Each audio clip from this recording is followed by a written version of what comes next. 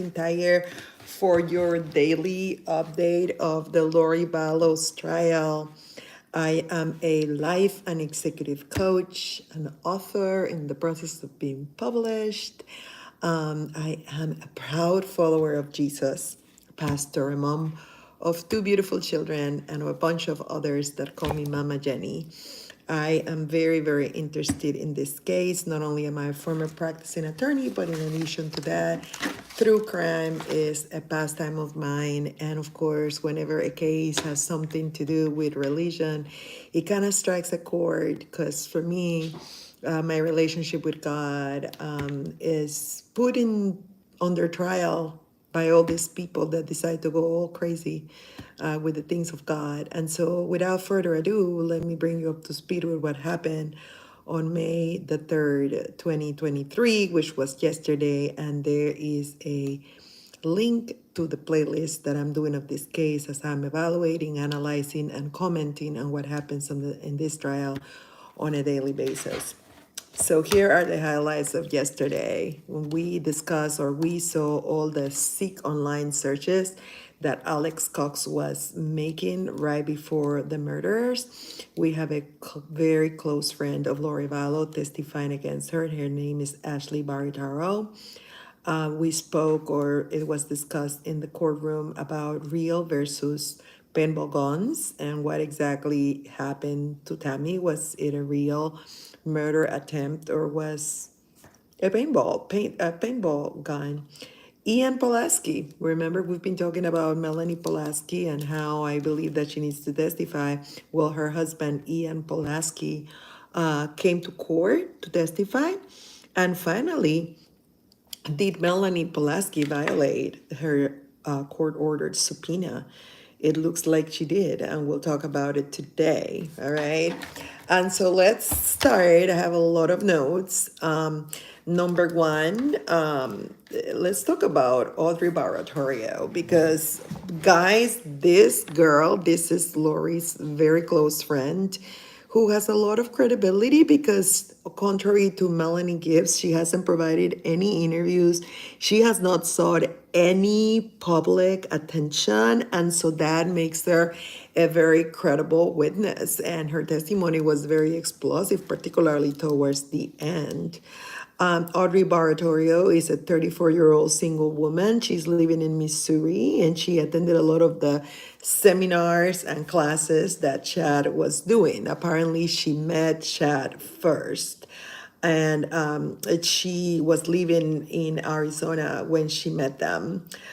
She met Charles Vallow and Tammy Vallow once because she was a very close acquaintance of Shad Daybell, and then eventually Shad asked her to become Lori's friends. He said, "I can't do it. I cannot be with her all the time.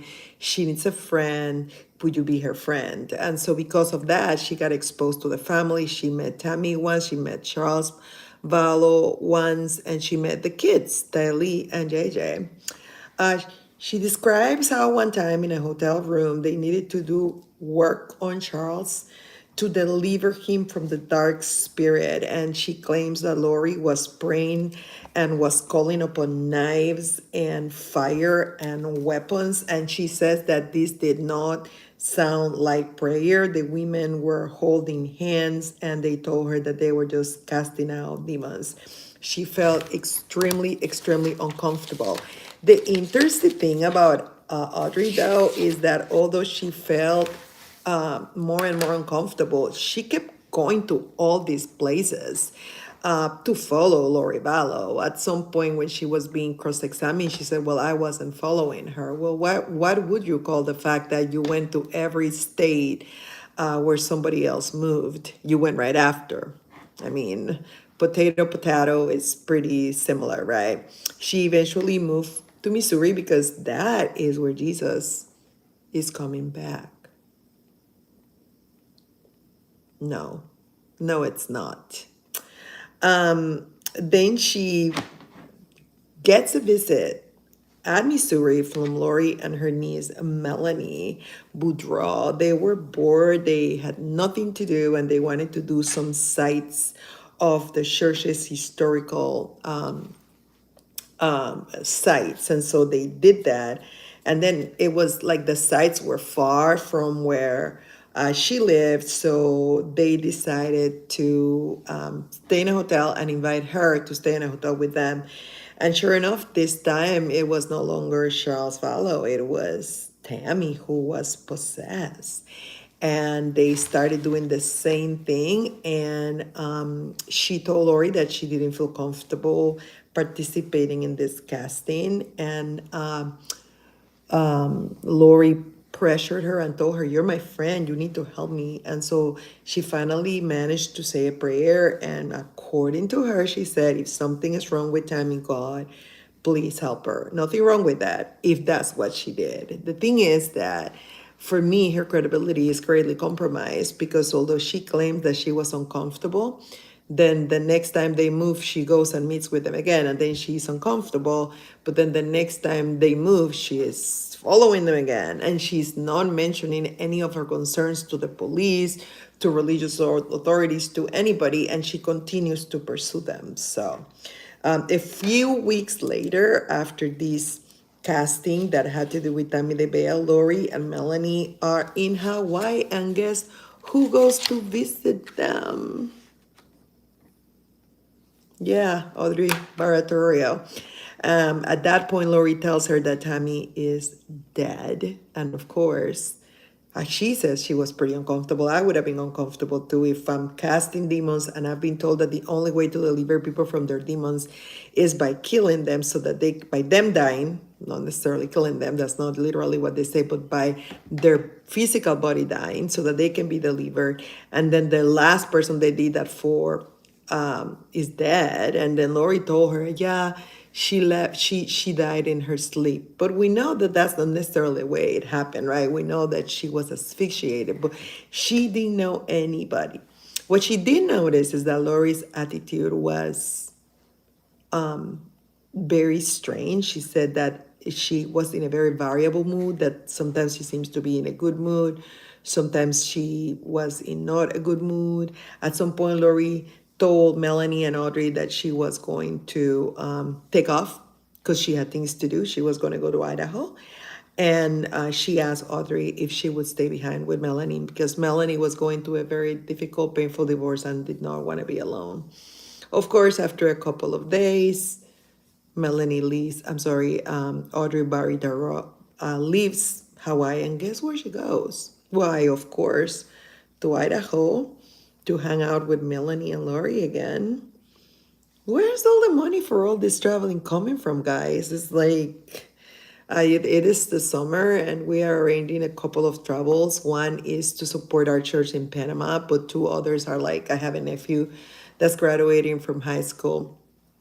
And then I have another one of my spiritual daughters who is graduating from high school, and we're going. And let me tell you, tickets are expensive. And how does she like get off airplanes and goes back into airplanes? I mean, it's kind of insane, right? It's like five different states in a relatively short period of time.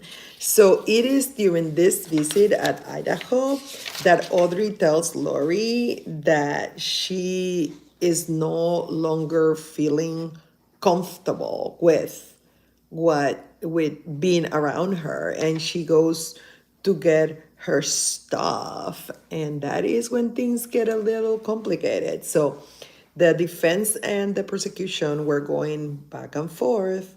Shad had told Audrey that she, oh my gosh, the defense gets to Audrey and tells her, isn't it true that Chad told you that in the past you were married to Jesus? And isn't it true that you like that? And isn't it true that that is why you stayed with them? Because it sounded really good and you felt really important. See, I've told you guys, that is true. A lot of the people that were involved in this cult stayed because they really liked the idea that in the past they had been a famous person. I mean, Jesus did not even get married. He died at 33 and he was single, as the secular historian Josephus establishes. So this is all like not true and not okay.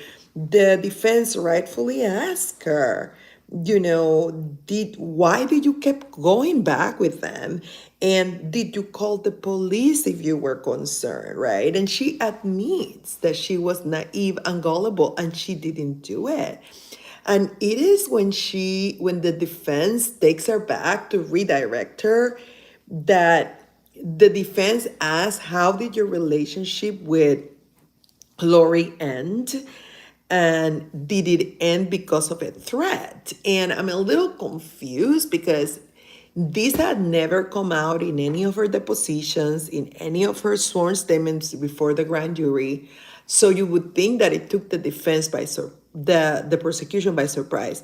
But I'm not sure that it did, because she specifically kept asking, did she threaten you? Did she threaten you? So it's almost like at some point they decided that it wasn't necessary for her to bring it up, but they knew it. And because she was being pressured and questioned as to why she didn't bring it to the attention of the police, why did she continue with the relationship, maybe at that point the prosecution decided that it was a good idea to enter it in. So at any rate, she asked her, were you scared? Were you in fear? And she said, I was in fear. I was scared because of a conversation. And then the prosecution says, because of a threat? And she says, yeah, Lori threatened to kill me. And that's the part where there's this silence. Nobody is expecting this, because she threatened to kill me. She says that in October of 2019, she had prayed and it was time for her to leave, and she was leaving the next morning. And she says, I'm going upstairs, Lori, I'm going to pack my bag. Is there, and she says before she goes upstairs, she's like, Lori, is there anything weird going on that I should be aware of? Because all these people are dying, right? And she says that Lori replies, no. But that when she turns to go upstairs, Lori starts laughing. And it was like a diabolical laughter. And she claims that Lori told her, you are so naive and trusting. You think the world is all unicorns and rainbows. Well, I have news for you. And at that point, the prosecution says, why don't you focus on the threat? And then she says, well, she said that she would cut me up, but that she could not get herself in that space of mind at this time because it would be too much blood. She mentioned trash bags and blood, and she mentioned that she would throw her away where nobody would find her.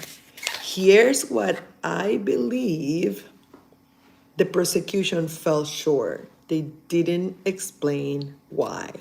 Why? They're having a regular conversation. Is it because she was leaving? And Lori, is it because she asked? Is there something weird happening? It barely seems like the appropriate excuse for Lori to issue that kind of a threat. So the defense gets up and says, did Lori said, I killed my husband, so I'm going to kill you? No. Did Lori said, I killed Tammy, and that's why I'm going to kill you? No. Did Lori said, I killed my kids? So she keeps saying no. And then to make things even worse, Audrey says that Lori had mentioned something about being in a place and seeing someone take their last breath. And the defense is having none of it and reminds her of her testimony to tell the truth, the whole, emphasis in the word whole, the whole truth and nothing but the truth. Why haven't you brought this up? Why do you pretend the jury is going to believe you now after you've been interviewed so many times by the police and you've never brought this up?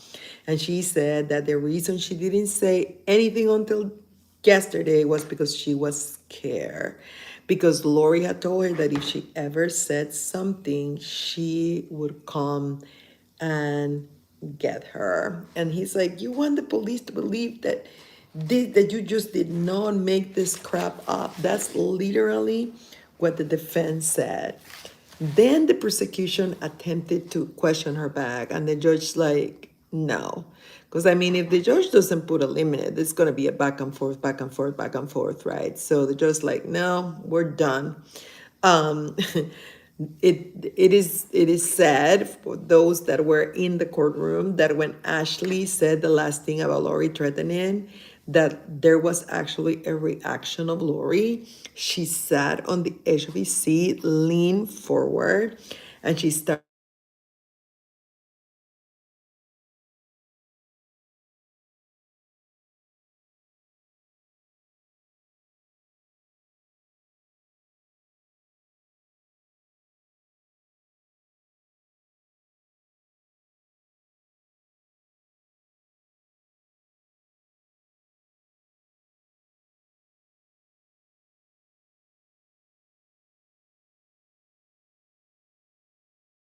whether the jury is going to believe her or not is yet to be seen, but it was quite interesting, Um, the thing is that she was always traveling.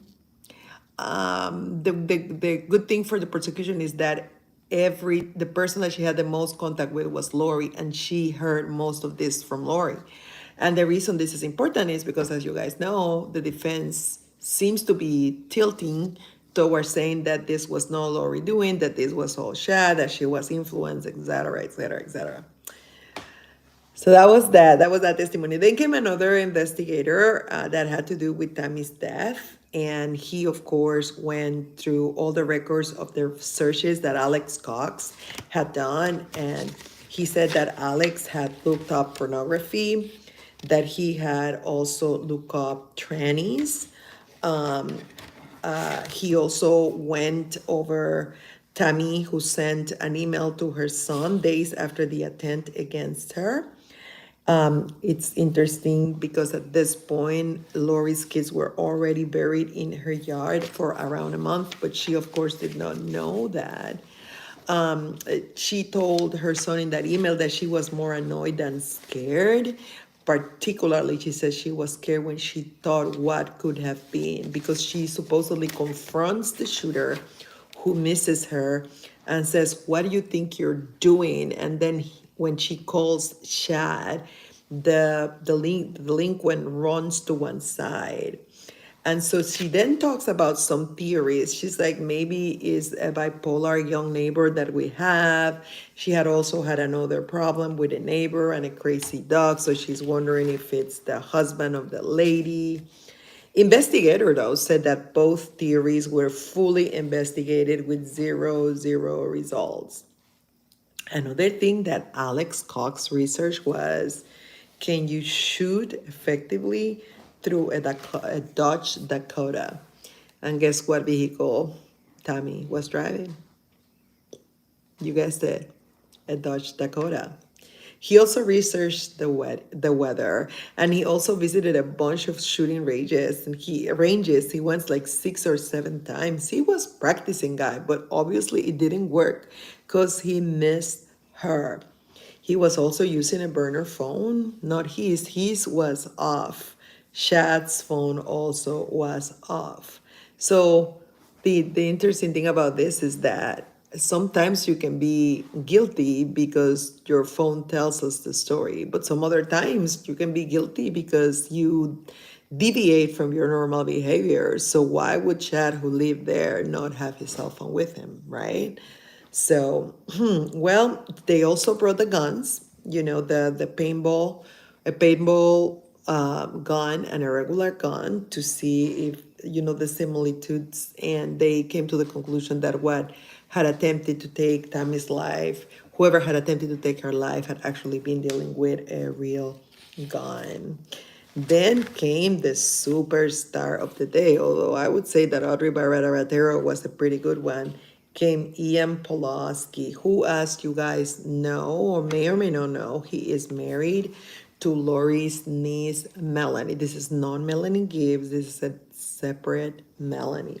And he is married to her, and he claims they got married after dating only 2 weeks.